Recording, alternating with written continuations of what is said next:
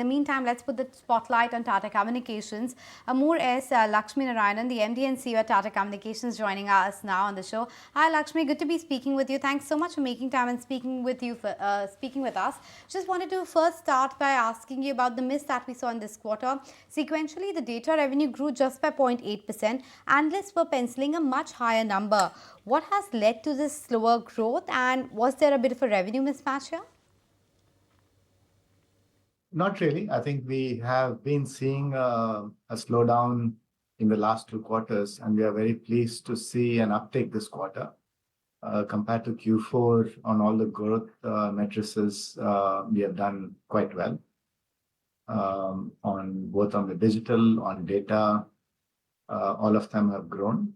And year on year, we have seen a very good growth. Right. Also, for the last 2 quarters, one has been seeing sub 1% growth in data aside. For how long do you think this is going to continue, and should one now look at the revenue growth path from here on? No, I think we are all saddled by what the macro conditions are. We all know that. You've seen that from other players in the tech and services industries as well. So I think we are not immune to that. But what I would say is, despite that, if you look at our digital portfolio has grown 50%, our data portfolio has grown at 20% year on year. So we are at a very good place with all the investments that we have made in strengthening our portfolio, increasing our presence in the international markets. Today, our international revenues are at 58%. And has been steadily increasing. So we are progressing, very focused on executing our strategy, where we said that we have to increase our data revenue. So we started investing in all the 4 aspects of our digital fabric, and I think we are doing quite well in all of them. So this quarter we've seen a very good jump in the Move portfolio as part of the connected solutions.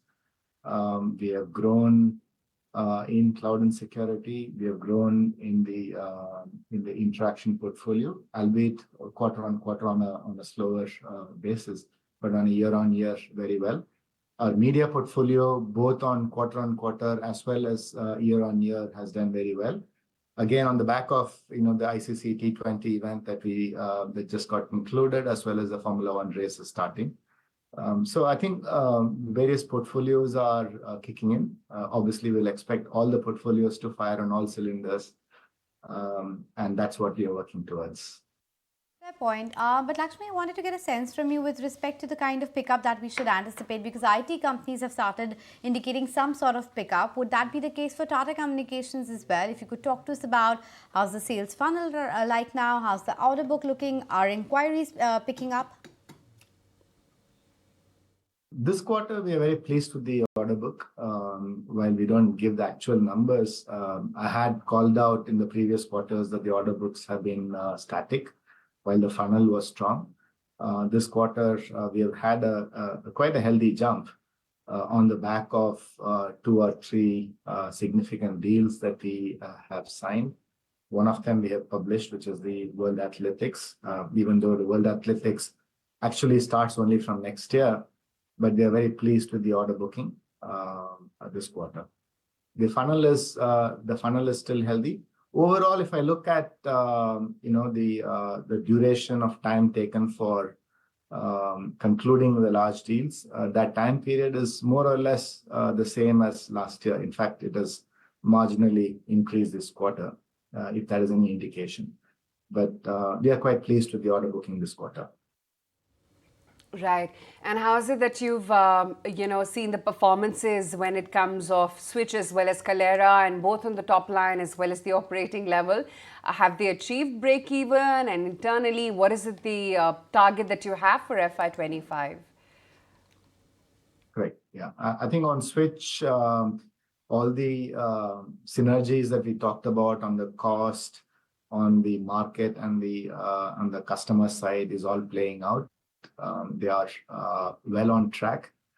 I think some of the wins that we talked about are using the combined capability of our erstwhile media capabilities and switch capabilities combined. Again, to give the example of the recently concluded the ICC T20 tournament that happened in the US and the Caribbean. It was by putting the two capabilities together that we were able to win and deliver this flawlessly. Coming to Kaleyra, I think we are fairly in the early stages. The focus is on driving the synergies at platform engineering levels, making sure the two teams coming together and seeing how to harmonize and get those synergies. We are beginning to look at the synergies on the go-to-market side, looking at the common customers and other aspects, and that will play out in due course. So the activities are all in motion for that. Lakshmi, let me get to the positives now. And the uptrend this time around was on the margins. But the question is, will it continue? And do you see yourself achieving that guidance of 23 to 25%, maybe at least by the end of this financial year? Not really. We said that 23 to 25 in the medium term. I think we have to take it in steps. Some of these because we are also continuing to invest in developing the platform. So Kaleyra, for example, while we are looking at the cost synergies and extracting the synergies out of the merger, we also have to invest in that platform. So we said we are investing in expanding beyond the SMS channel to other channels. So we've already launched, and it's in stage 1, our WhatsApp, RCS, email, and voice channels. And also we are building out the layers above that for orchestration and intelligence with AI. All of that build out will happen. So we are continuing to invest as well as look at where we can take cost out. So we will take gradual steps. We are quite confident that we can retain the margins at this level and gradually start to improve in the quarters to come, not immediately. In this range, we should be out already. Right.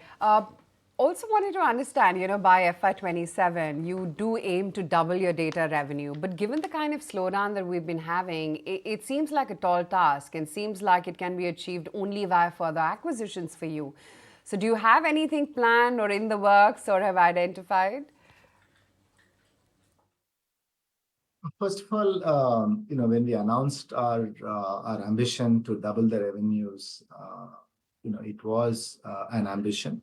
It was on the back of the transformation that we are carrying out internally on the digital fabric, and also growing confidence amongst our teams that the narrative of the digital fabric is actually resonating with our enterprise customers.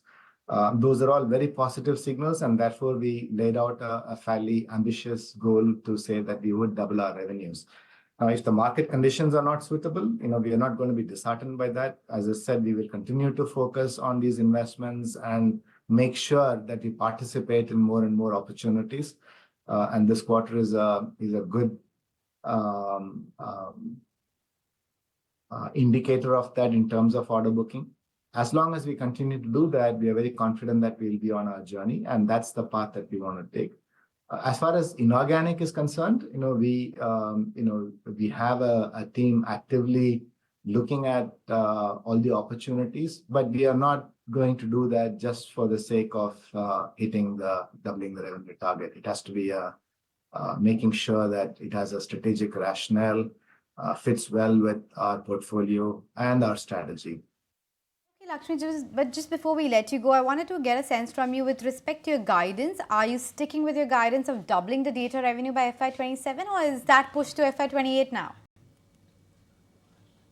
As I said, it's not a guidance. It was never a guidance. It was an ambition and a goal that we set for ourselves. Right, Lakshmi, great to have you on the show. Thank you so much for highlighting what the earnings have been and more importantly, what's the visibility going forward. If you like this video, then like, share and subscribe to ET Now.